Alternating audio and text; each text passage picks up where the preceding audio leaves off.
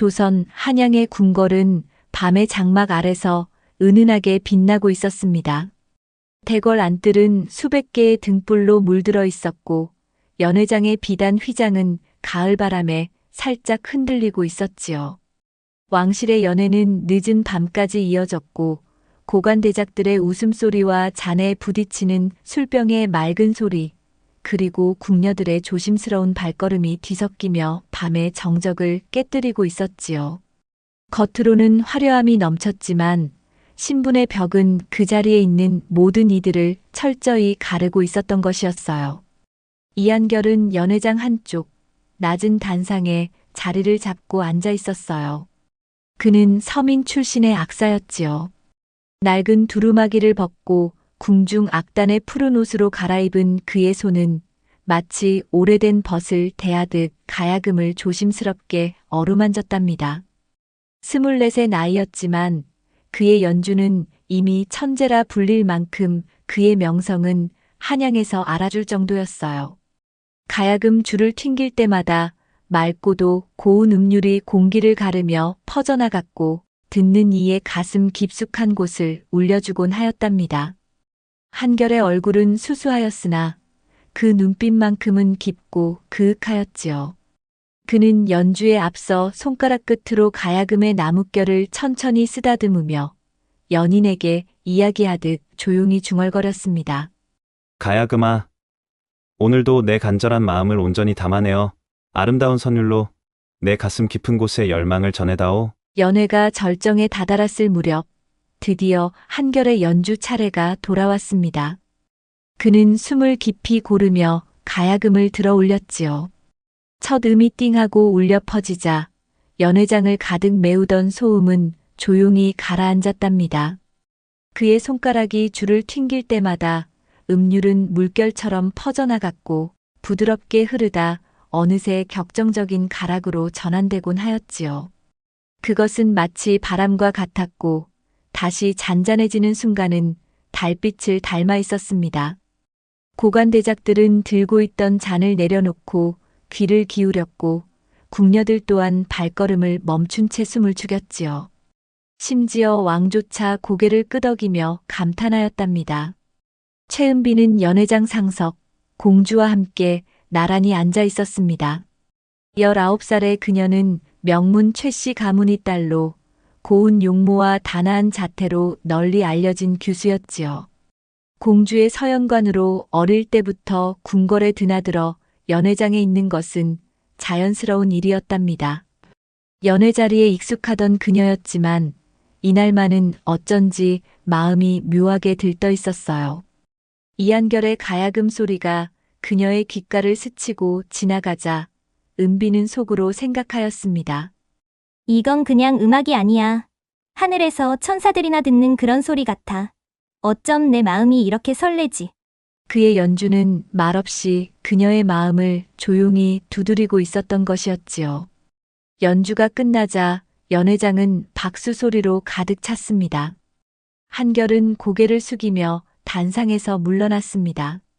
이마에는 땀이 송골송골 맺혀 있었고 손가락에는 가야금줄에 눌린 자국이 붉게 남아 있었답니다.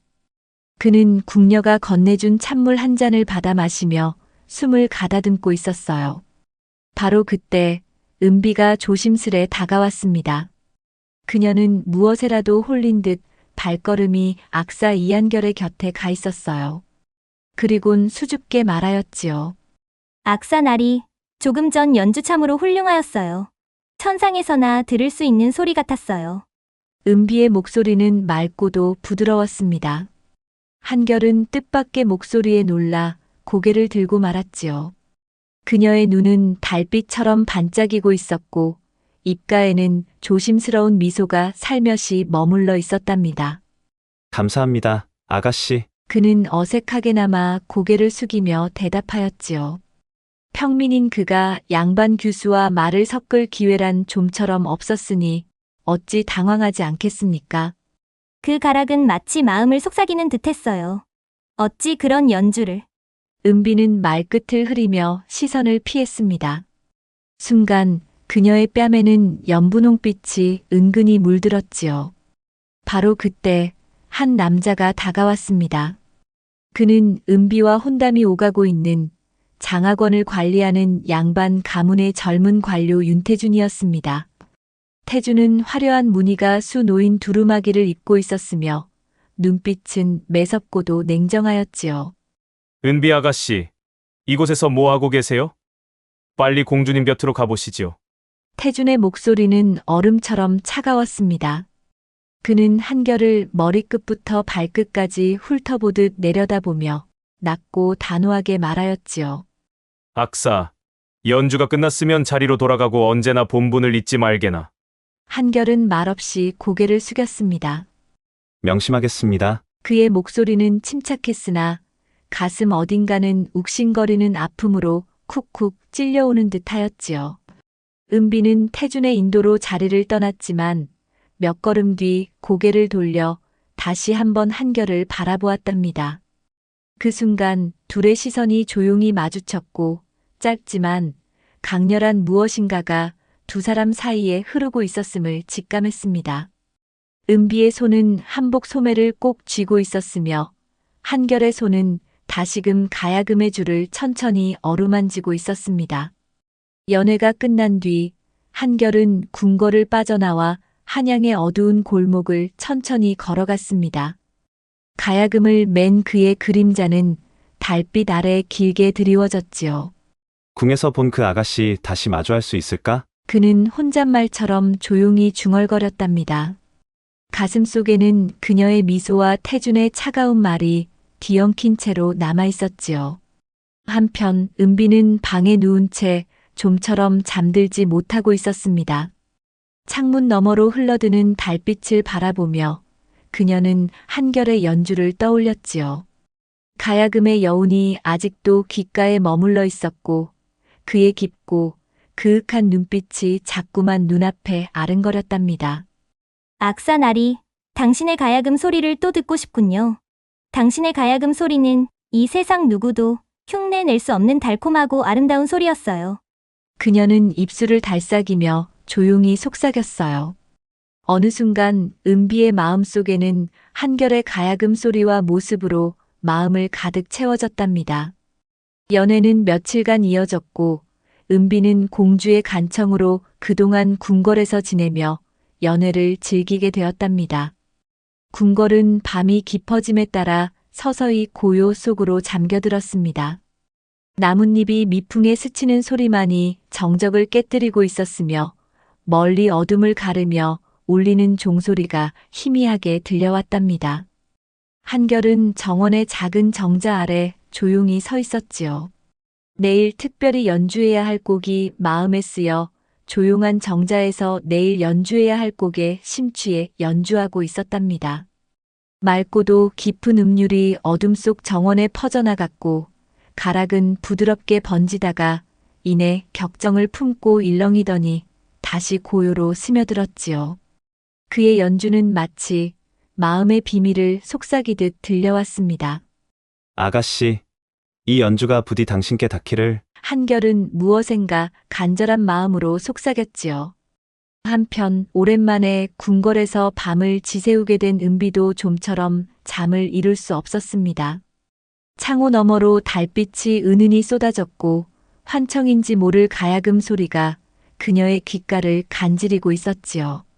지금 들려오는 가야금 소리는 혹시 악사 나리일까? 은비의 가슴이 조용히 두근거렸습니다. 그녀는 옷매무새를 정돈하고는 조심스레 방을 나섰지요. 가야금 음률 소리를 따라 발길이 옮겨졌고 어느새 누군가 가야금을 연주하는 정자로 향하여 은비의 발길이 멈추어 섰답니다. 그는 다름 아닌 한결이었어요. 한결은 그녀를 발견하자 연주를 멈추었고 정자 안에는 다시 고요가 내려앉았습니다. 연못의 물결 소리만이 은근히 그 둘 사이를 채우고 있었지요. 악사 나리, 이 깊은 밤에 어인 일로. 은비의 목소리는 살짝 떨리고 있었습니다. 아가씨는 어쩐 일로 나오셨나요? 잠이 안 왔는데 환청처럼 들리는 가야금 소리에 이끌려 이렇게 나오게 되었답니다. 한결은 정중히 고개를 숙였지만 그녀의 눈과 마주친 순간 가슴이 요동치기 시작하였지요. 그의 푸른 악사 옷자락은 가느다란 바람에 조용히 흔들렸습니다. 은비는 미소를 지으며 조심스레 한 걸음 다가섰습니다. 악사님의 연주는 제 마음을 흔들었답니다. 마치 제 속마음을 들여다보는 듯하였어요. 그녀의 조용한 목소리로 자신의 마음을 한결에게 전하였답니다. 한결은 잠시 숨을 삼킨 뒤 조심스럽게 말을 이었지요. 저는 가야금으로 마음을 전하지요. 아가씨께서 그것을 느끼셨다면 제 연주가 제대로 운율을 탔군요. 그의 손가락이 가야금 줄을 살짝 건드리자 희미한 음이 공기를 타고 퍼졌습니다. 은비는 그 소리에 이끌리듯 천천히 정자 안으로 들어섰지요. 저도 가야금 줄을 한번 튕겨보아도 될까요? 한결은 조용히 가야금을 은비에게 내밀었어요. 그녀의 손끝이 가야금 위에 닿았고 줄을 스치자 맑은 소리가 은은하게 정원을 채웠습니다. 이 가야금 참 따뜻한 소리를 내는군요. 그녀의 눈동자는 작게 흔들리고 있었고 그 떨림은 조용한 밤 공기 속으로 번져나갔답니다. 그 순간 두 사람의 손이 살며시 스쳤어요. 은비의 손은 부드럽고 따스하였고 한결의 손에는 가야금 줄을 오래도록 튕기며 생긴 굳은 살이 박혀 있었답니다. 그 짧은 접촉에 두 사람은 나란히 숨을 멈추었지요. 달빛이 고요히 그들의 얼굴을 비추었고 호롱불은 바람결에 깜빡이며 그림자를 일렁이게 하였답니다. 악사나리. 은비가 거의 들리지 않게 속삭였어요. 그녀의 음성엔 조심스러움과 떨림이 엷게 배어 있었지요. 한결은 그녀의 눈동자를 똑바로 바라보며 조심스레 입을 열었답니다. 아가씨, 이 순간이 제게 얼마나 소중한지 감히 헤아릴 수조차 없습니다. 그의 목소리는 감정에 젖어 금세 갈라지고 말았어요. 두 사람의 시선이 맞닿는 순간 마치 시간의 흐름이 멈추었던 것이었지요. 하지만 그 달콤함은 오래 지속되지 않았답니다. 정원 너머에서 발소리가 가까워졌어요. 그는 바로 윤태준이었답니다. 화려한 두루마기를 입은 그가 달빛을 받으며 모습을 드러냈지요. 은비 아가씨, 여기 계셨군요. 오랜만에 궁궐에서 잠을 청하시니 불편함은 없는지 찾아가 보았는데 안 보이셔서 이렇게 찾아 나섰답니다. 그런데 이곳에 계셨군요. 이 사람은 아까 낮에 보았던 악사? 태준의 목소리는 얼음처럼 차가웠지요. 그는 곧장 한결을 노려보며 말을 이었답니다. 악사. 감히 양반가의 규수와 몰래 만나다니. 엄연히 반상의 법도가 있거늘 자네 목숨이 몇 개나 되는가? 은비는 다급히 한결 앞에 나서며 태준을 가로막았어요. 태준 도련님, 오해이옵니다. 단지 연주를 듣고 잠시 이야기를 나누었을 뿐입니다. 그녀는 떨리는 마음을 가다듬으며 또렷이 말했지만 두 손이 떨리고 있었지요. 한결은 고개를 조아리며 조용히 입을 열었답니다. 실례하였습니다. 나리, 침착하게 말했지만 그의 가슴은 묵직하게 욱신거리고 있었어요. 태준은 곧장 은비의 팔을 움켜쥐었고 냉랭한 목소리로 말했지요. 은비 아가씨, 방으로 돌아가시지요. 궁 안에서는 각별히 조심하시고 이런 천한 자와 다시는 어울려서는 안 될 것입니다. 은비는 그의 손을 뿌리치려 했으나 태준의 강압적인 시선에 눌려 결국 정자를 벗어나고 말았어요. 떠나는 걸음을 멈추고 뒤를 돌아본 그녀의 눈엔 미안함과 미련이 고스란히 서려 있었답니다. 태준이 사라진 뒤 한결은 정자에 천천히 주저앉았어요. 손에 쥐고 있던 가야금을 꾹 움켜쥐었지만 더는 연주할 힘조차 나지 않았습니다. 태준의 손에 이끌려 방으로 돌아온 은비의 귓가에는 아직도 한결의 가야금 소리가 잔잔히 맴돌고 있었답니다. 정원에서 나눈 짧은 만남은 그녀의 가슴을 끝없이 두근거리게 했답니다. 악사나리 왜 제 마음을 이토록 흔들어 놓으신 겁니까? 그녀는 치맛자락을 꽉 쥐며 조용히 속삭였어요. 하지만 곧 태준의 얼어붙은 눈빛과 신분의 차이로 다가오는 압박감이 다시금 그녀를 옥죄기 시작했지요. 그러나 그녀의 마음은 이미 되돌릴 수 없을 만큼 한결을 향하고 있었지요. 다음 날 궁궐의 연회는 더욱 화려하게 이어졌습니다. 등불이 깜빡이는 대궐 안뜰은 마치 별빛이 땅 위에 흩뿌려진 듯 하였지요. 이한결은 왕의 특별 요청을 받고 금지된 곡이라 전해지는 비월곡을 연주할 준비를 하고 있었답니다. 그의 손은 가야금을 어루만지며 떨림을 감추었고 마음속으로는 은비의 달빛 같은 눈동자가 아른거렸던 것이었어요.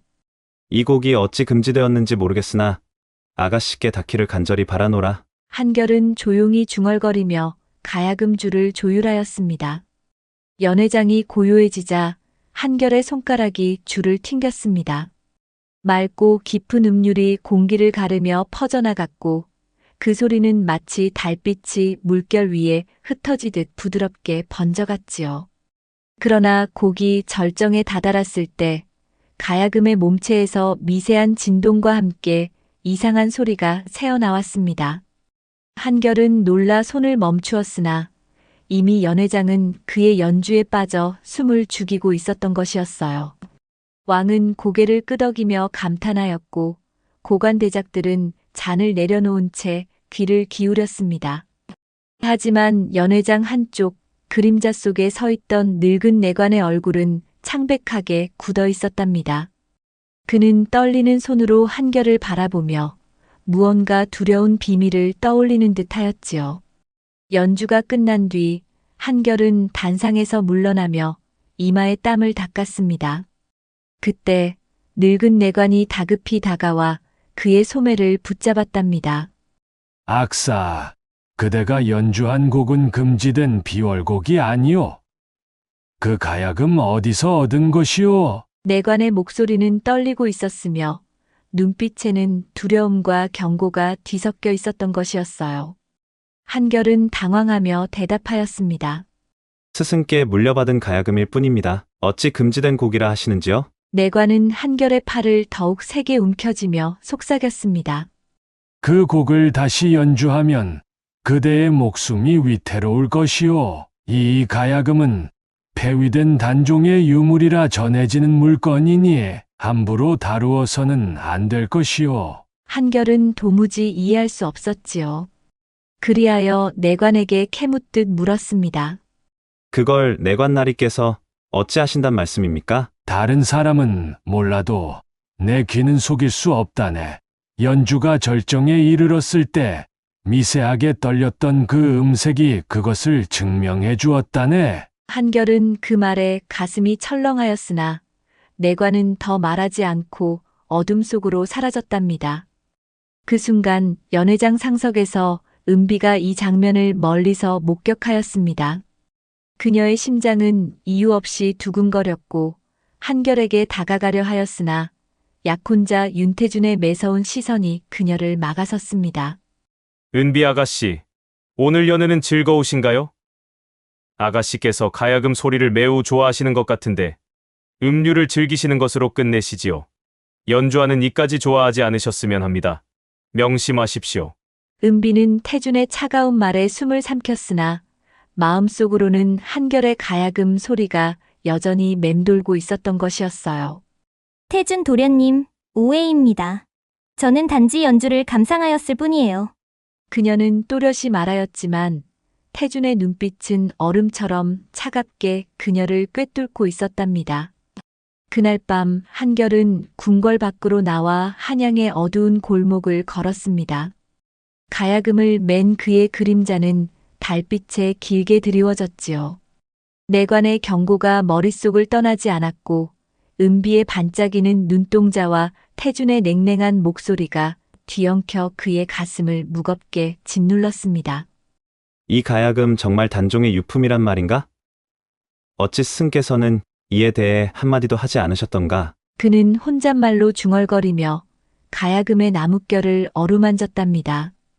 그 순간 가야금의 몸체에서 미세한 틈이 손끝에 느껴졌습니다.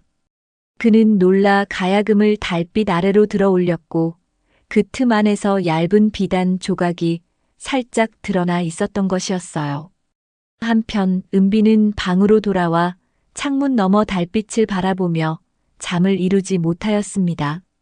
한결의 가야금 소리가 귓가에 맴돌았고 그의 깊고 그윽한 눈빛이 자꾸만 눈앞에 아른거렸답니다. 악사 날이 어찌 제 마음을 이토록 흔들어 놓으신 겁니까? 그 순간 그녀의 머릿속에 어린 시절의 기억이 스쳐 지나갔습니다. 어머니가 돌아가시기 전 그녀에게 들려주었던 오래된 가야금 소리와 한 악사의 이야기가 떠오른 것이었어요. 그 악사는 단종을 섬겼던 충신의 후예라 전해졌고 그의 가야금에는 왕실의 비밀이 숨겨져 있다고 하였답니다. 은비는 놀라 자리에서 일어났습니다. 설마 한결나리의 가야금이 그 유물이란 말인가? 그녀의 가슴은 두근거렸고 불현듯 한결을 다시 만나야겠다는 생각이 그녀를 사로잡았던 것이었어요. 다음 날 깊은 밤 은비는 궁녀들의 눈을 피해 몰래 지난번 악사를 보았던 정자로 다시 한번 발길을 옮겨보았습니다. 한결은 그곳에서 가야금을 조율하며 홀로 있었지요. 그의 손가락은 줄을 튕기며 맑은 음을 뽑아내고 있었답니다. 은비는 조심스레 다가가 속삭였습니다. 악사 날이 어젯밤에 연주 그 곡이 비월곡이었지요? 혹시 그 가야금에 무슨 비밀이 있다는 말씀을 들으셨습니까? 한결은 놀라 고개를 들었고 은비의 눈동자와 마주친 순간 가슴이 요동쳤습니다. 그는 조심스럽게 비단 조각을 꺼내 그녀에게 보여주었답니다. 그 비단에는 오래된 한자가 희미하게 적혀 있었고 마치 지도처럼 보이는 그림이 그려져 있었지요. 이것을 어젯밤 발견하였습니다. 스승께서도 이에 대해 전혀 말씀하지 않으셨는데, 아가씨, 어찌 이 곡을 알고 계시는 겁니까? 은비는 떨리는 손으로 비단을 받아들며 말하였습니다. 제 어머니께서 들려주신 이야기가 있습니다. 단종의 유품이라 전해지는 가야금에 왕실에 숨긴 비밀이 있다고 하였지요. 혹시 이 비단이 그 단서가 아닐까요? 두 사람은 서로의 눈을 바라보며 운명의 끈이 그들을 얽고 있음을 직감하였습니다. 하지만 그 순간 정원 너머에서 발소리가 들려왔어요. 태준이 다가오고 있었던 것이었어요. 은비 아가씨, 또 이 천한 악사와 몰래 만나다니. 태준의 목소리는 얼음처럼 차갑게 울렸습니다. 은비는 다급히 한결 앞에 서며 태준을 막아섰습니다. 태준 도련님 오해입니다. 단지 궁금한 이야기가 있어 확인차 다시 악사나리를 보게 된 것이에요. 순간 은비는 다급한 마음에 실수를 깨달았지만 이미 늦어버렸지요. 태준이 두 사람 사이에 이상한 기류가 흐르고 있음을 감지한 뒤였습니다. 태준은 더 이상 나서지 않고 두 사람을 지켜보기로 마음먹고 말하였답니다. 좋소, 은비 아가씨. 그대의 선택이 어떤 결과를 낳는지 두고 보겠소. 그는 등을 돌려 사라졌고 그의 그림자는 어둠 속으로 녹아들었답니다. 태준의 차가운 눈빛과 그의 하인들이 사라진 어둠 너머에서 무언가 거대한 음모가 꿈틀대고 있었던 것이었어요. 그 사실을 알 리가 없는 은비와 한결은 비단 조각을 품속에서 꺼내며 은비에게 속삭였습니다. 아가씨, 이 비단에 적힌 지도가 무엇을 가리키는지 알아내야 합니다. 내관의 경고와 태준나리의 저기가 심상치 않으니 서둘러야겠지요. 그의 목소리는 침착하였으나 눈빛에는 다급함이 서려 있었답니다. 악사나리, 이 가야금의 비밀이 우리를 위험으로 몰아넣더라도 제 어머니의 이야기가 사실이라면 이 비밀은 왕실의 중대한 일과 연관되어 있을지도 모릅니다.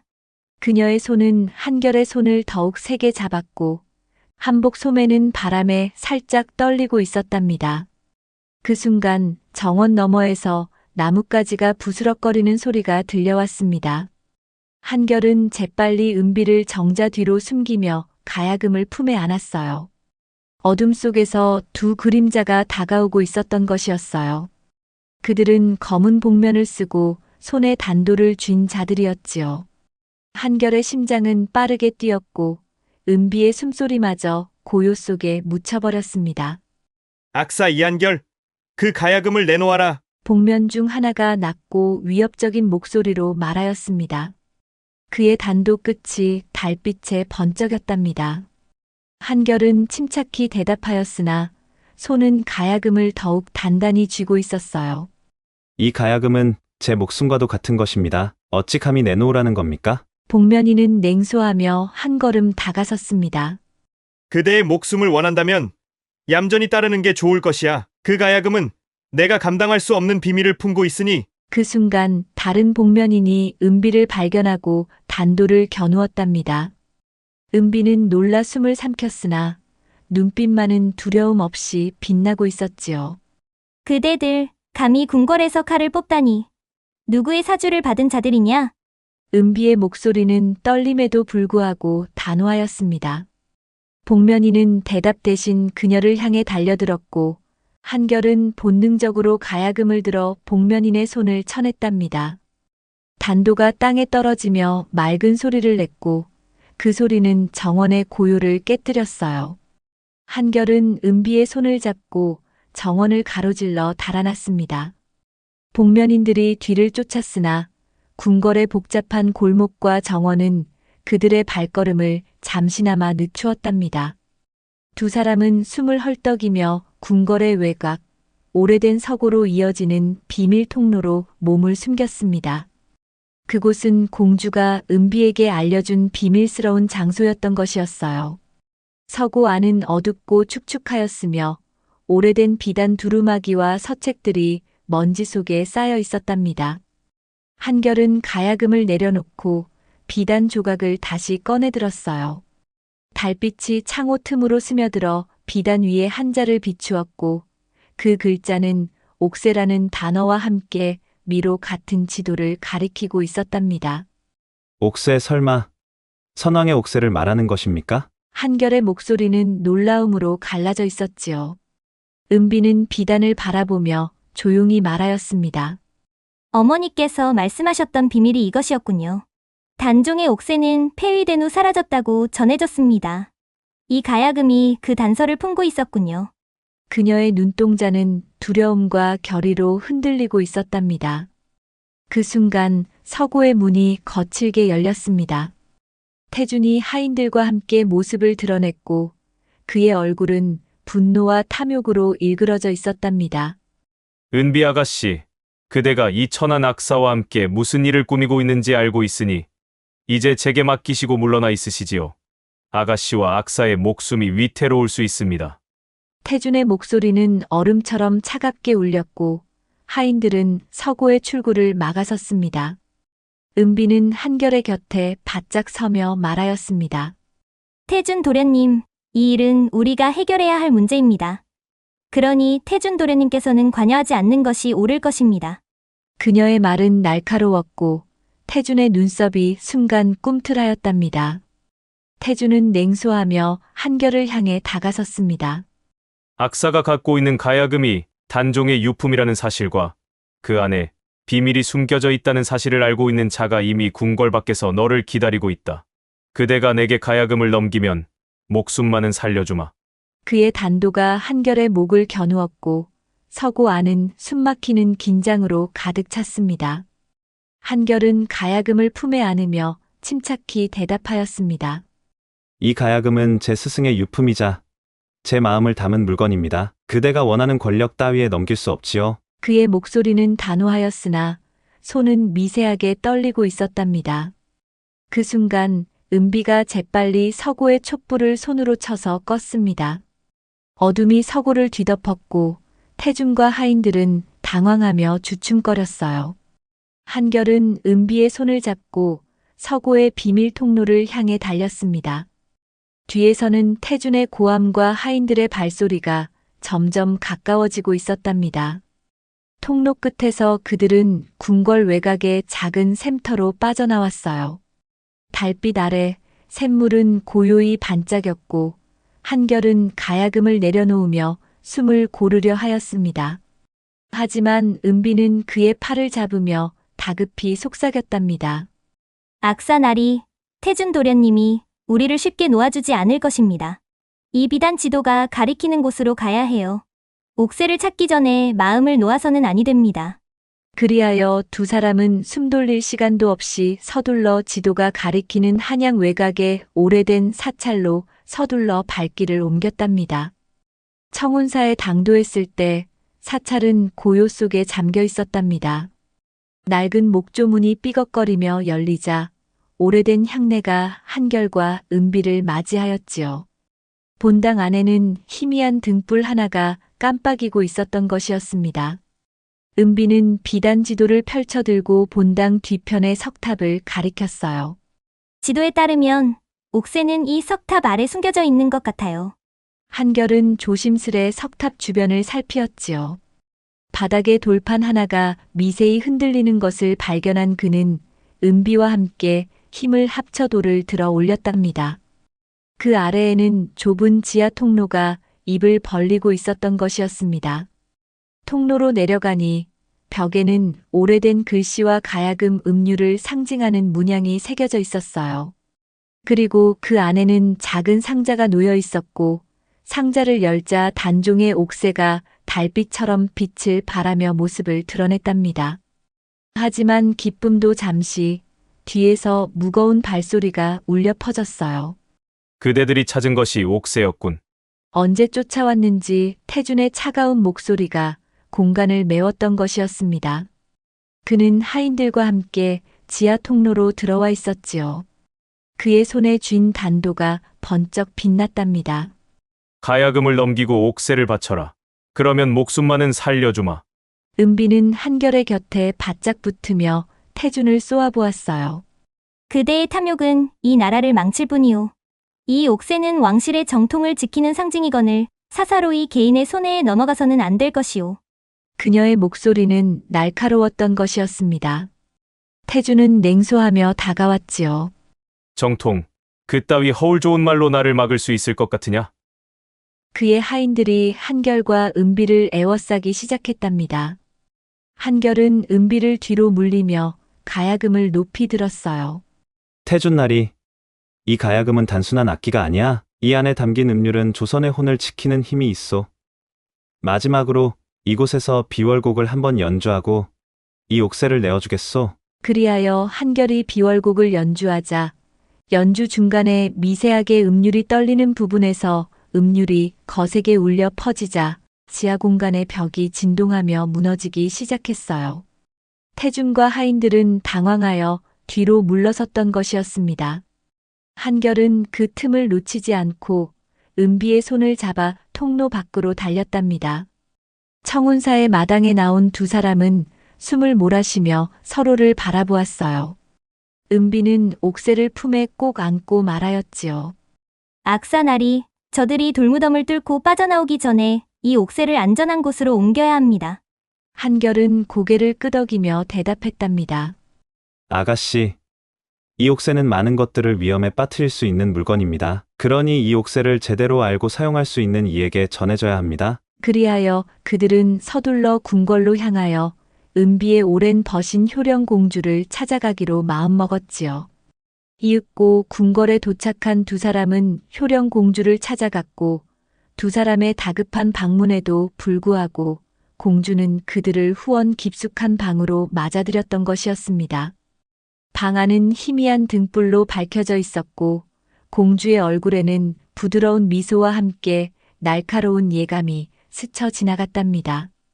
은비, 이 늦은 밤에 무슨 일이더냐? 그녀가 나지막이 물었어요.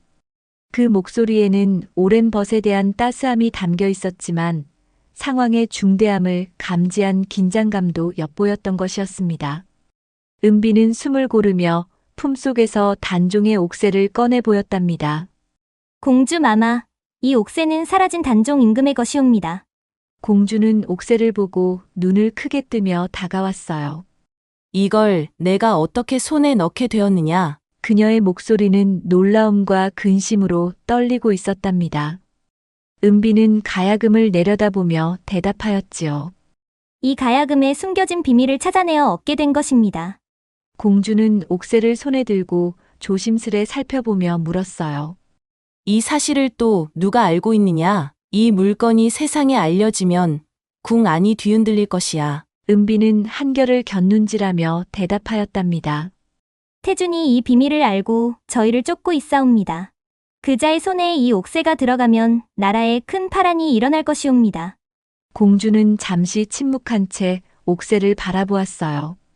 그녀의 얼굴에는 근심과 결단이 교차하였던 것이었습니다. 이 일을 대왕 대비 마맞게 전해야겠구나. 하지만 조심해야 한다. 궁중의 눈과 귀가 사방에 있으니 공주는 두 사람을 비밀리에 대왕 대비의 처소로 안내하였던 것이었습니다. 대왕 대비는 늙으셨지만 눈빛만큼은 여전히 날카로우셨답니다. 옥새를 본 그녀는 놀라움과 함께 깊은 한숨을 내쉬며 말씀하셨지요. 이 물건이 세상에 드러나면 조정은 혼란에 빠질 것이야.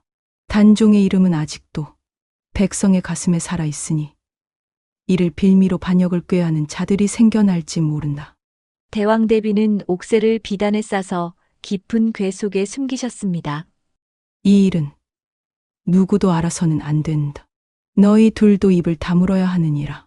한결과 은비는 고개를 숙이며 대왕 대비의 뜻을 따르겠노라 맹세하였어요. 대왕 대비는 그들의 충심을 읽고 미소를 지으셨지요. 너희의 용기와 사랑이 이 옥새를 지켰구나. 이 은혜를 잊지 않으리라. 그녀는 두 사람에게 궁궐 밖에서 새 삶을 시작할 수 있도록 은밀히 도움을 주셨답니다. 한편 태주는 대왕 대비의 부름을 받았던 것이었습니다. 그는 옥새를 손에 넣지 못한 분노로 가득 차 있었지만 대왕 대비의 위험 있는 눈빛 앞에서 한 발 물러설 수밖에 없었지요. 태준, 내가 이 일을 입 밖에 낸다면 너의 목이 먼저 날아갈 것이야. 대왕 대비의 목소리는 얼음처럼 차가웠답니다. 하지만 내 충성을 잊지 않으리라. 이 일을 덮는 대가로 높은 벼슬을 내려주마. 태주는 탐욕을 억누르며 고개를 숙였어요. 그는 권력의 맛을 보았지만 그 이상을 넘볼 수 없음을 깨달았던 것이었습니다. 시간이 흘러 한결과 은비는 한양 외곽의 작은 마을로 물러나 조용히 삶을 꾸려갔답니다. 한결은 가야금을 연주하며 마을 아이들에게 음악을 가르치며 그들의 사랑을 지켰지요. 어느 가을날 두 사람은 마을의 강변에서 손을 맞잡고 서로를 바라보았어요. 은비가 웃으며 말하였답니다. 서방님, 이 가야금이 우리를 여기까지 이끌었지요. 한결은 그녀의 손을 꼭 쥐며 대답했어요. 이 음률은 우리의 운명이었소. 그리고 앞으로도 그럴 것이오. 그들의 뒤로 강물은 고요히 흐르고 가야금의 선율이 바람에 실려 멀리 퍼져나갔답니다. 옥새의 비밀은 대왕 대비의 손에 안전히 묻혔고 조선의 평화는 한동안 지켜졌던 것이었습니다. 한결과 은비의 사랑은 그 어떤 음모보다 강하게 빛났으며 그들의 삶은 서로를 위한 노래로 가득 찼겠지요. 과부집에 들어온 선비. 조선 중기의 어느 한적한 산골 마을. 해가 뉘엿뉘엿 지는 저녁녘에 은양은 홀로 앉아 있었어요. 그녀는 28배 젊은 과부였습니다. 과부로 고독 속에서 하루하루를 보내고 있었던 것이었지요. 조선의 법도는 엄하여 재혼은 금지된 일이었고 은양은 마음 한구석에 묻어둔 외로움을 달래기 위해 밤마다 달빛 아래서 옷감을 짜곤 하였답니다. 그녀의 집은 마을 외곽 대숲이 우거진 언덕 아래에 자리 잡고 있었어요. 옷감을 짜는 손길은 섬세했지만 그녀의 마음은 자꾸만 허공을 헤매곤 하였지요. 이렇게 사는 것이 과연 삶이라 할 수 있을까? 너무 외롭다. 은양은 달을 보며 혼잣말을 하였습니다. 어느 날 마을에 낯선 나그네가 찾아왔던 것이었어요. 그의 이름은 현호, 한양에서 내려온 서생이라 하였습니다. 현호는 마을 어귀에 오래된 객주집에 묵으며 낮에는 책을 읽고 밤에는 마을 사람들과 담소를 나누곤 하였어요. 그는 키가 훤칠하고 눈빛이 따뜻한 젊은이였지요. 마을 안악들은 현호를 두고 수군거리기 시작하였습니다. 저 서생 어딘가 수상쩍지 않아? 아니, 저렇게 점잖은 양반이 수상할 리 있겠어. 아니 멀쩡히 생겨서 연고도 없는 이런 곳에서 머물고 있단 말이야? 이런 말들이 오가곤 하였답니다. 그러던 어느 달밤 은양이 물동이를 이고 샘터로 가는 길 현우가 대나무 사이로 홀로 거닐고 있었어요. 달빛이 그의 얼굴을 비추니 은양의 심장이 쿵쿵 뛰기 시작하였지요. 이 늦은 밤에 어찌 이곳에 계신지요? 은양이 떨리는 목소리로 물었답니다. 현우는 빙그레 웃으며 대답하였습니다. 달이 어찌나 고운지 잠이 오지 않아 나와 보았습니다. 부인은 이 밤중에 어찌 물동이를 이고 계시오? 그의 말투는 부드러웠고 눈빛은 은양의 마음을 흔들어 놓기에 충분하였어요. 은양은 얼굴이 화끈거렸지만 침착하려 애쓰며 말하였지요. 집에 물이 떨어져서요. 혼자 사는 몸이니 밤이라도 물이 떨어지면 이렇게 혼자 나와서 물을 깃곤 한답니다. 라며 그녀는 혼자 사는 사람이라는 것을 은연중 말하고 말았답니다. 달이 밝지만 그래도 밤길이니 제가 동행을 해드리지요. 그렇게 해주시면 외로운 밤길 외롭지 않게 물을 길어올 수 있겠네요. 그날 밤 두 사람은 대숲을 따라 한참을 걸으며 이야기를 나누었어요. 현우는 한양에서의 삶, 책과 시, 그리고 세상 돌아가는 이야기를 들려주었고, 은양은 처음으로 누군가에게 자신의 외로움을 털어놓았던 것이었지요. 그 순간 은양의 마음에 몽골몽골 작은 불씨가 피어오르기 시작하였습니다. 며칠이 지나 은양과 현우는 마을 곳곳에서 자꾸만 마주쳤답니다. 샘터에서 물을 깃다가 장터에서 장바구니를 들고 스치다가 그리고 달빛이 드리운 대나무 숲길을 거닐다가 그럴 때마다 두 사람은 고개만 살짝 끄덕이며 아는 척하였죠. 눈빛은 짧게 얽혔지만 마음은 콩닥콩닥 뛰었답니다. 서로를 향한 끌림은 숨길 수 없었지만 애써 모른 척하며 거리를 두는 그 묘한 줄다리기가 시작되었던 것이었어요. 은양은 겉으로는 태연한 척하였지만 현우와 스칠 때마다 가슴이 설레고 콩닥거림은 억제할 수 없었답니다. 그의 따스한 눈빛, 낮게 깔리는 목소리가 자꾸만 머릿속을 맴돌았죠. 조선의 엄한 법도는 과부의 새사랑을 용납지 않았고 잘못되면 돌에 맞을 죄라 하였지만 현우를 떠올릴 때면 그런 두려움도 잊히곤 하였답니다. 현우 역시 은양을 향한 마음을 숨기지 않았어요. 어느 날 대숲길에서 마주친 그는 은양에게 나지막이 속삭였죠. 밤이면 왠지 대나무 숲에 자꾸 나와보고 싶은 마음이 드는데 그 연휴에는 혹시나 또 어떤 여인이 물을 기르러 나올까 기대심에 나오곤 한답니다. 현우의 갑작스러운 고백에 은양은 은근히 기뻤답니다. 은양은 얼굴이 화끈 달아오르며 한 발 물러섰답니다. 선비님, 그런 말씀 마시어요. 저는 과부인 몸, 누군가에게 연정을 느끼기에 죄가 많은 몸이지요. 그녀의 목소리는 떨렸지만 눈빛은 현우에게서 떨어질 줄 몰랐어요. 현우는 빙그레 웃으며 고개를 끄덕였죠. 알겠소, 부인. 하지만 이 마음만은 막을 길이 없구려. 그는 더 다가서지 않고 그저 부드러운 눈길만 남긴 채 스쳐 지나갔답니다. 은양의 가슴은 또 한 번 콩닥였죠. 그렇게 두 사람은 마을 곳곳에서 고개만 살짝 숙이며 스쳐 지나기를 반복하였어요. 때로는 샘터에서 물동이를 들고 눈인사를 나누었고, 때로는 장터에서 짐짓 모른 척하며 곁눈질로 서로를 확인하였답니다. 대숲길에서는 달빛 아래 마주쳐도 애써 태연히 걸음을 옮겼지만 서로의 그림자가 길게 드리운 그 순간 마음만은 한껏 가까워졌던 것이었죠. 은양과 현우의 밀당은 그저 두 사람만의 달콤한 비밀로 남아 있었답니다. 그러던 어느 여름 저녁 마을에 큰 소동이 일어났어요. 마을 어귀에 오래된 정자나무가 폭풍의 뿌리가 흔들려 쓰러질 위기에 처한 것이었죠. 이 나무는 마을 사람들에게 신성한 존재로 여겨져 모두가 모여 나무를 지탱할 방법을 의논하였답니다. 은양도 마을 사람들과 함께 나무 곁으로 달려갔고 현우 역시 책을 내려놓고 뛰어왔어요. 두 사람은 서로를 힐끗 보며 고개를 끄덕였지만 여전히 거리를 두고 있었죠. 마을 장정들이 밧줄을 묶어 나무를 붙잡으려 애썼지만 바람은 거세고 나무는 점점 더 기울어졌답니다. 그때 현우가 앞으로 나서며 말하였어요. 이 나무를 살리려면 밧줄을 저쪽 큰 바위에 단단히 묶고 뿌리 밑에 흙을 채워야 합니다. 마을 사람들은 반신반의하며 그의 지시에 따랐답니다. 은양은 곁에서 현우가 사람들을 이끄는 모습을 보며 가슴이 두근거렸어요. 그의 침착한 모습이 그녀에게 새삼 믿음직스러웠던 것이죠. 그러나 일이 순조롭지 않았어요. 밧줄을 묶던 장정 하나가 실수로 발을 헛디져 무거운 바위가 굴러떨어질 뻔하였답니다. 마을 사람들이 비명을 지르며 흩어질 때 은양이 본능적으로 뛰어들어 바위를 붙잡으려 했어요.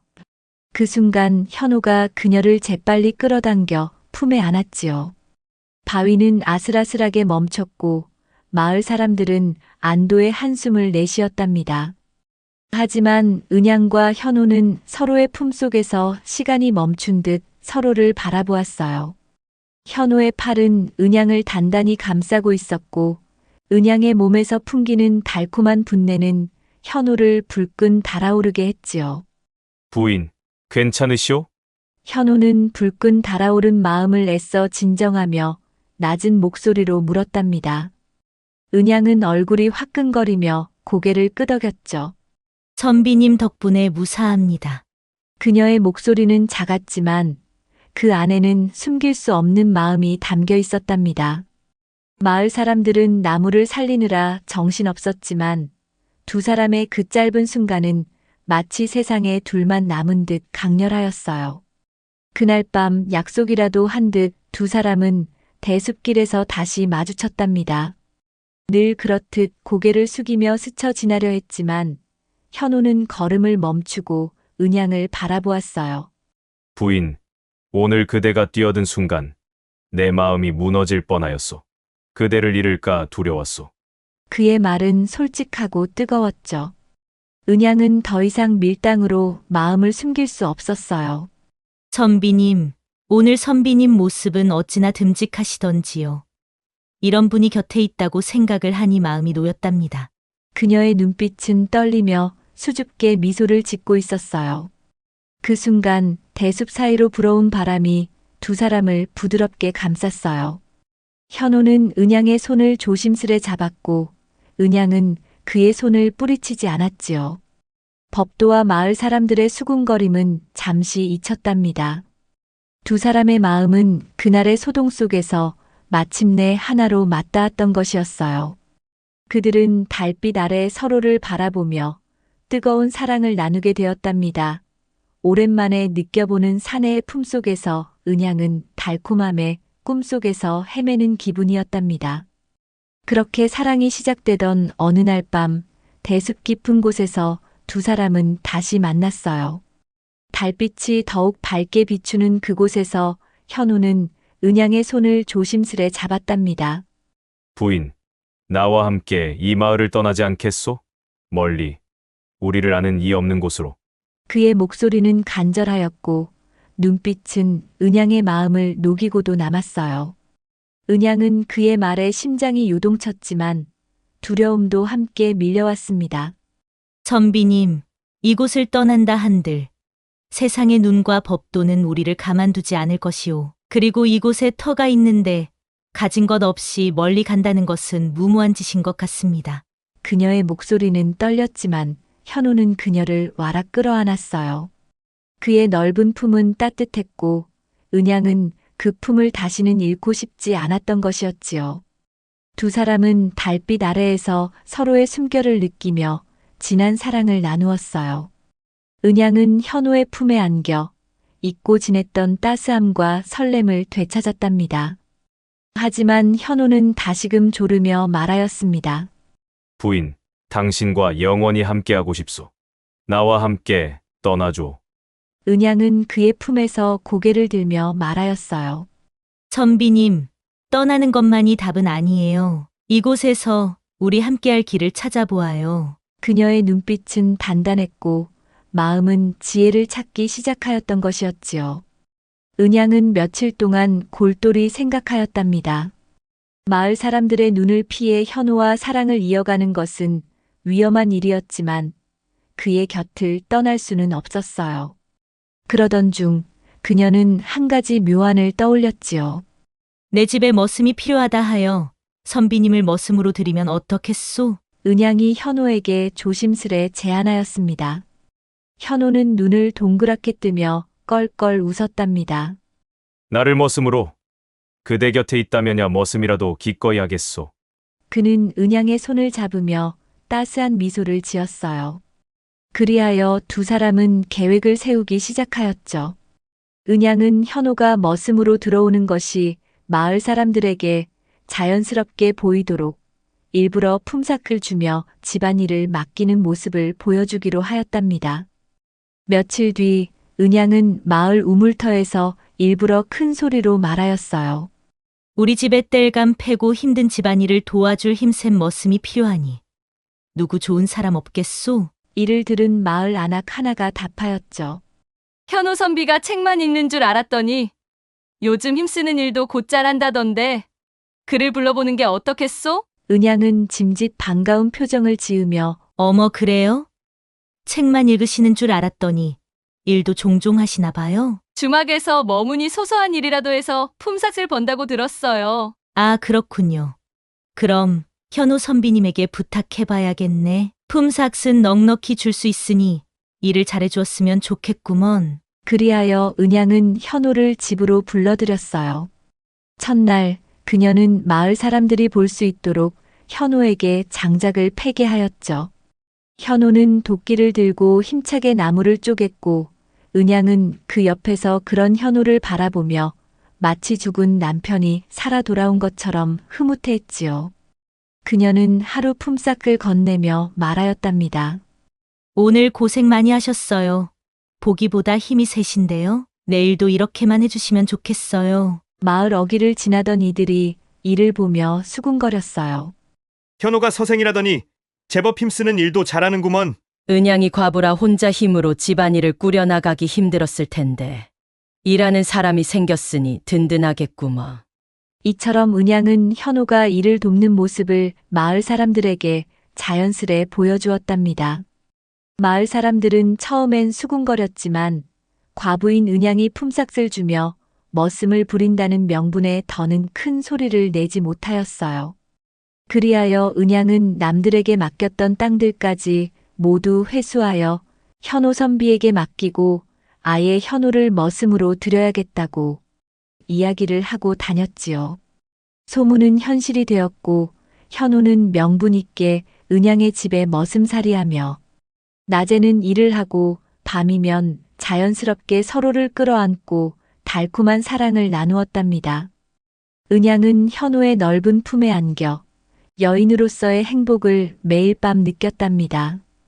그들은 마을 사람들의 눈을 피해 조심스레 사랑을 키워갔던 것이었지요. 그러나 평온했던 날들은 오래가지 못하였답니다. 어느 날 한양에서 온 포졸들이 마을에 들이닥쳤던 것이었어요. 그들은 한양에서 죄를 짓고 떠돌아다니는 서생들을 색출하라는 명이 떨어졌다며 마을에 낯선 서생이 있는지 샅샅이 뒤지기 시작하였습니다. 소문은 삽시간에 퍼져나갔어요. 포졸들이 마을 어귀를 누비며 사람들에게 물어보는 통에 마을 사람들은 서생이라면 누구든 의심의 눈초리로 바라보기 시작하였답니다. 그 가운데 은양의 집에서 머슴으로 일하며 책을 읽는 모습을 자주 보였던 현우가 공공연히 사람들의 입에 오르내리게 되었죠. 마을 어귀의 주막에 모인 이들은 삼삼오오 둘러앉아 현우를 두고 쑥덕거리기 시작하였답니다. 한 백발노인이 수염을 어루만지며 입을 열었어요. 현우 그 사람이 서생이라 하여 주막에 있을 때 책만 파던 선비 아니었던가? 한양에서 죄를 짓고 도망친 서생을 찾는다니 혹 그와 연관이 있는 게 아닌지 모르겠구먼. 곁에 있던 젊은 농부가 고개를 갸웃하며 말하였죠. 글쎄요. 포졸들이 마을에 낯선 서생을 찾는다 하니 현우 선비가 딱 들어맞지 않습니까? 조용한 사람일수록 속을 알기 어려운 법이라 하였죠. 그렇다면 은양댁도 무언가 알고 있는 게 아니냐는 말씀 아니오? 아, 이 일을 어찌하면 좋겠소? 마을 장터에서도 비슷한 이야기가 오갔습니다. 한 장사가 목소리를 낮추며 말하였죠. 현호 선비가 한양에서 온 서생이라던데 혹시 그자가 포졸들이 찾는 자 중 하나 아니오? 은양의 집에서 머슴 노릇을 하며 몸을 숨긴 게 아닐까요? 이에 한 안악이 손사래를 치며 답하였어요. 에이, 그저 책 읽는 서생이 머슴일 돕는 걸로 보였는데 설마 그런 큰 죄를 지었겠소? 그래도 마음이 영 찜찜하오. 이처럼 마을 곳곳에서 현호를 둘러싼 이야기가 떠들썩하였어요. 어떤 이는 그의 학식을 치켜세우며 믿을 수 없다고 하였고, 어떤 이는 포졸의 수색에 힘을 보태며 의심을 키웠답니다. 하지만 모두의 입에 오르는 궁금증은 하나였어요. 서생인 현호 선비가 과연 한양에서 쫓기는 잔지, 그의 숨겨진 속내가 무엇인지 알아내고 싶어 하였던 것이었죠. 그리하여 은양의 집 앞은 점점 더 많은 이들로 북적이기 시작하였답니다. 은양은 두려움에 떨었지만 현호를 지키고자 마음을 다잡았답니다. 선비님, 포졸들이 서생을 찾고 있다던데 혹시 선비님은 포졸들이 찾고 있는 서생은 아닌지요? 그녀가 다급히 묻자 현호는 침착한 얼굴로 답하였죠. 부인, 나는 한양에서 금서를 읽은 죄로 의심받는 몸이오.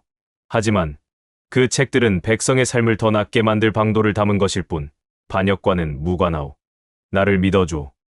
은양은 그의 맑은 눈빛을 바라보며 결심하였어요. 선비님 말씀을 믿겠어요.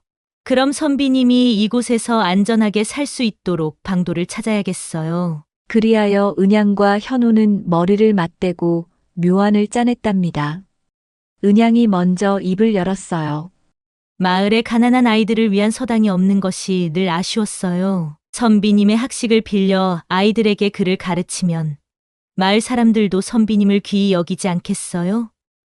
포졸들의 의심도 자연스레 멀어질 것이고요. 현호는 미소를 지으며 고개를 끄덕였어요. 그거야말로 좋은 생각이오. 아이들에게 글을 가르치며 이 마을에 뿌리 내리고 싶소. 두 사람은 서로의 손을 잡으며 이 계획에 마음을 모았답니다. 은양은 곧바로 움직이기 시작하였어요. 그녀는 마을의 유지들을 찾아다니며 조심스레 말을 꺼냈습니다. 먼저 마을 어귀의 주막에서 장정들과 이야기를 나누던 김 영감에게 다가갔답니다. 영감님, 우리 마을에 아이들은 많이 있지만 서당이 없어 가난한 집 아이들은 글 한자 모르고 커가는 것이 늘 마음이 안타까웠는데 이참에 현호 선비님께 글방을 세워 아이들에게 글을 가르쳐보는 건 어떨까요? 선비님이 학식이 깊어 충분히 아이들 글을 가르치는 데는 문제가 없을 듯하여서요. 김 영감은 수염을 쓰다듬으며 고개를 끄덕였어요. 그거야 좋은 일이구먼. 현호 선비가 아이들에게 한학을 가르치면 가난하여 글을 배우지 못하는 아이들에게 큰 보탬이 되겠소. 다음으로 은양은 마을 우물가에서 안악들과 수다를 나누는 틈을 타 말을 꺼냈답니다. 이 마을에 서당이 없어 아이들이 글 공부를 못하니 현호 선비가 대청마루를 내주면 거기서 아이들을 가르치겠다고 하는데 품삯도 받지 않겠다 하니 어찌들 생각하세요? 안악 하나가 눈을 반짝이며 말하였어요. 그거 참 좋은 생각이오. 내 아들놈도 글을 좀 배웠으면 싶었는데 먹고 살기 바쁜 우리네 살림살이에 애들 가르칠 돈이 어디 있겠어. 그래서 늘 걱정이 앞섰는데 현호 선비 덕에 우리 애들 글을 배우게 생겼구먼. 다른 안악도 맞장구 쳤어요. 현호 선비님이 그렇게만 해주신다면 우리 마을 아이들에게 더할 나위 없이 좋은 스승이 될 것 같구려. 그리하여 은양의 집 대청마루는 곧 아이들로 북적이는 서당이 되었답니다. 현호는 아침이면 아이들을 모아놓고 천자문을 시작으로 논어와 맹자를 가르쳤어요. 그는 엄격하면서도 따뜻하게 아이들을 이끌었어요. 글은 마음을 닦는 도구요. 세상을 아는 열쇠라 하였다. 열심히 배우거라.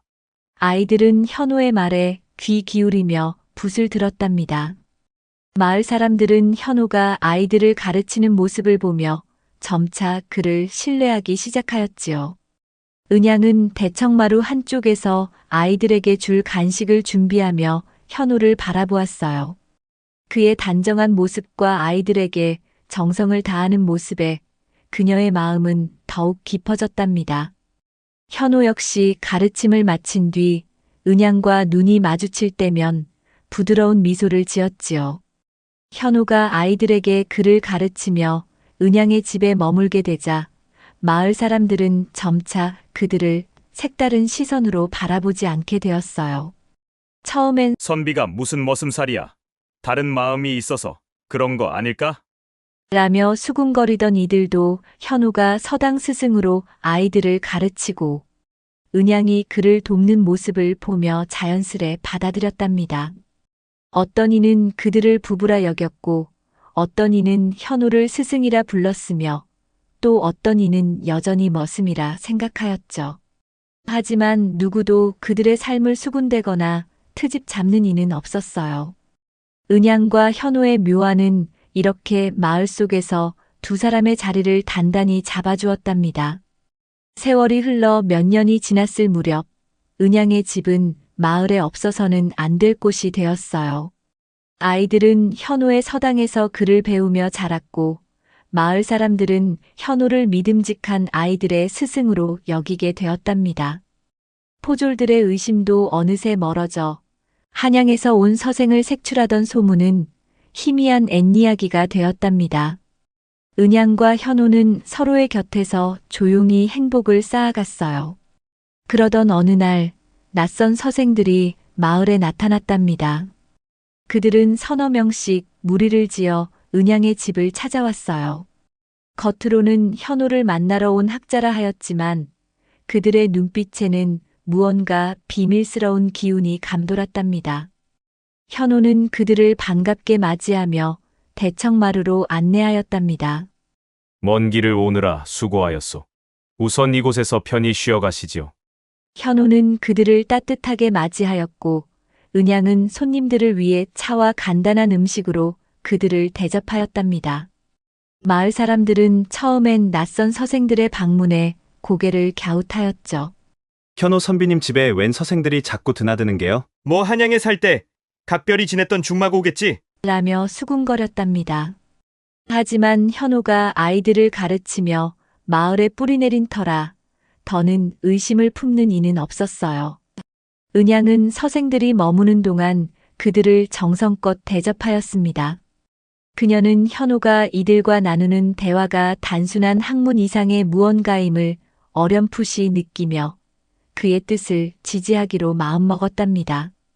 현우와 서생들은 가끔씩 모여서 무언가를 논의하고 만들고 쓰고 하였답니다. 그들은 일반 백성들이 읽기 쉬운 음문으로 책을 만드는 일을 하고 있었어요. 이 책은 글을 막 배우는 아이들이나 서민들이 쉽게 이해할 수 있는 이야기와 지혜를 담은 것이었죠. 하지만 나라에서는 이런 책이 아직 인정받지 못하였고 오히려 금서로 여겨질 수 있는 위험한 일이었답니다. 그리하여 그들은 등불을 낮추고 문을 굳게 닫은 채 밤새 글을 쓰고 책을 엮었어요.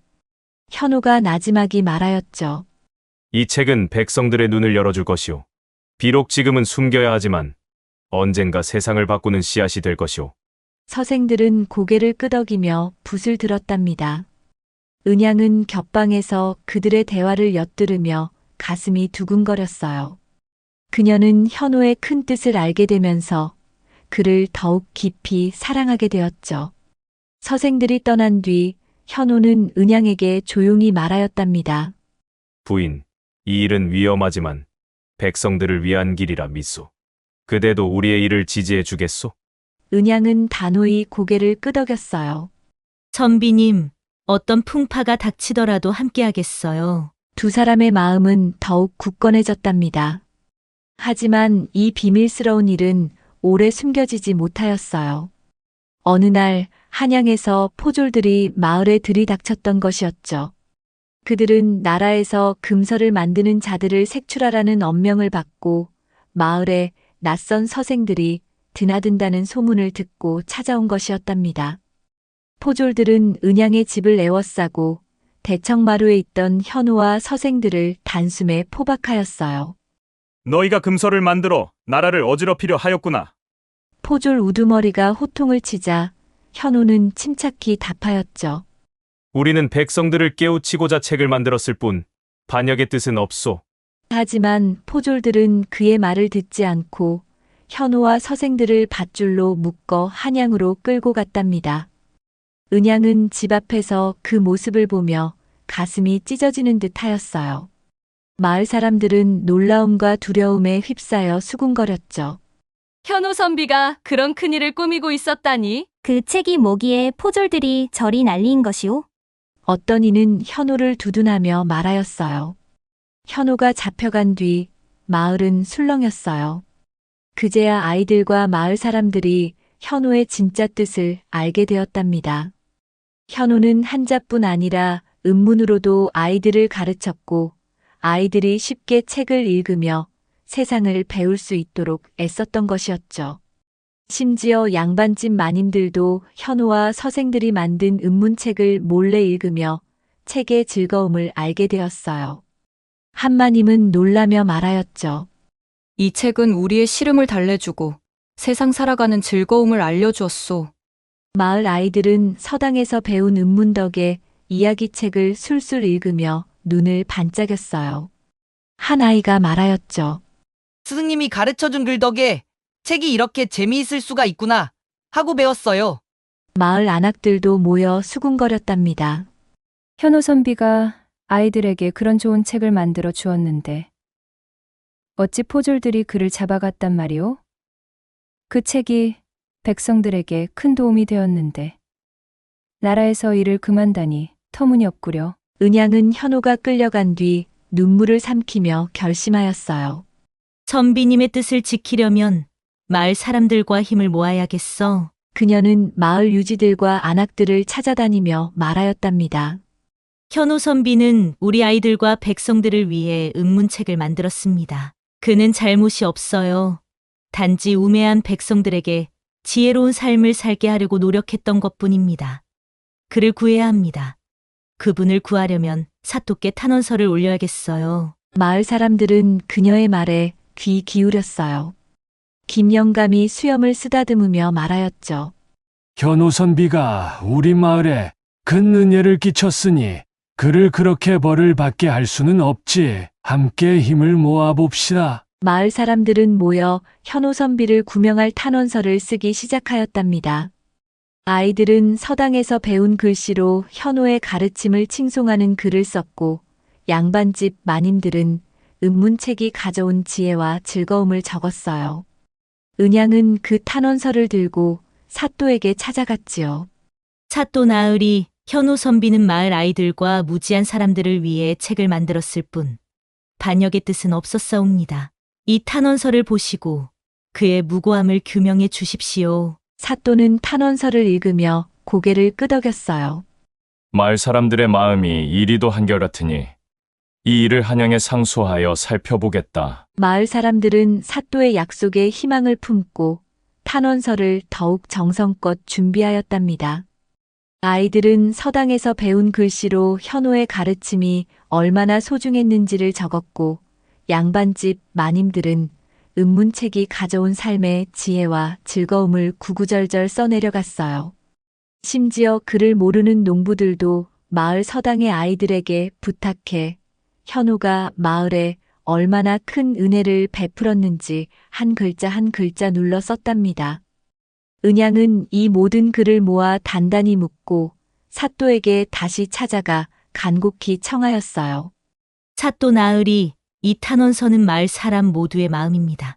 현우 선비님의 무고함을 한양에 알려주십시오. 사또는 마을 사람들의 열의에 감동하여 탄원서를 한양의 조정에 계속해서 상소하였답니다. 그는 자신의 관인을 찍은 상소문과 함께 은양이 건넨 탄원서를 조심스레 꾸려보냈답니다.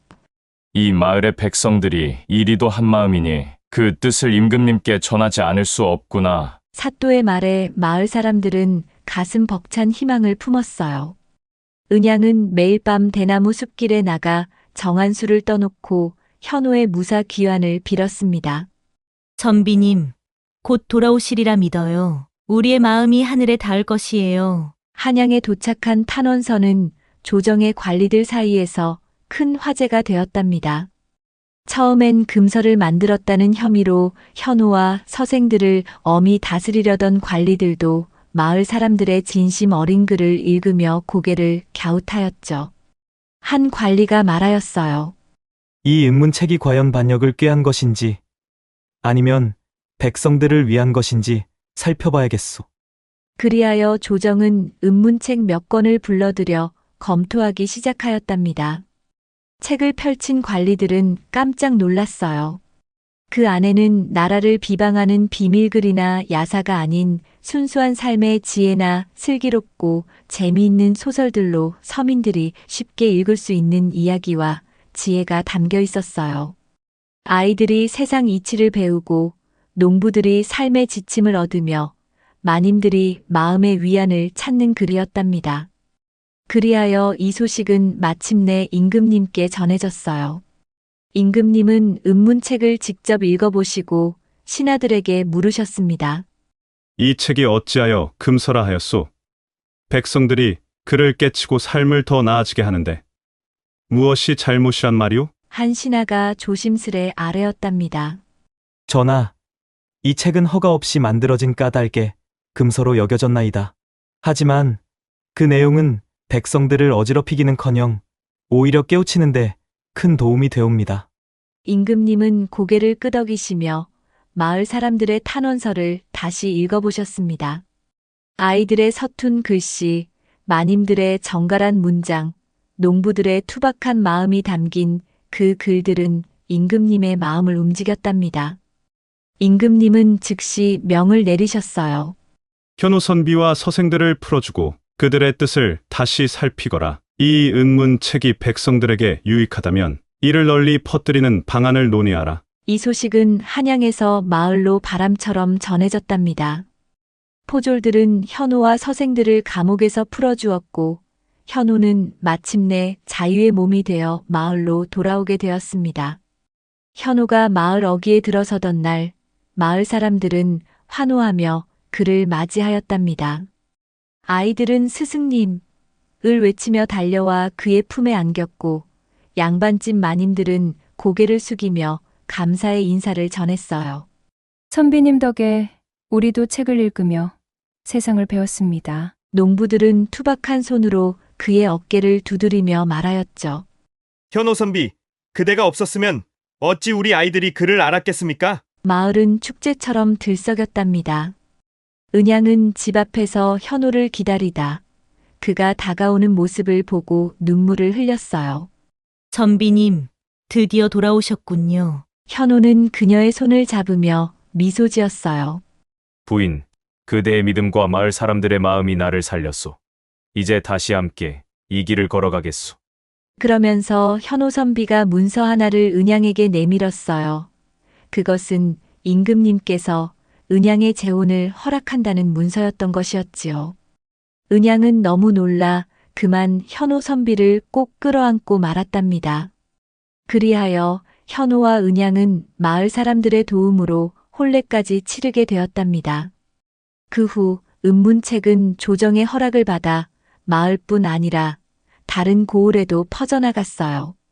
그들의 사랑과 뜻은 은문책처럼 백성들의 마음에 깊이 뿌리내렸고 세월이 흘러도 절대 잊히지 않았던 것이었죠. 들꽃 야담을 시청해 주시는 여러분, 오늘 하루도 행복하시고 늘 건강 챙기시기 바랍니다. 감사합니다.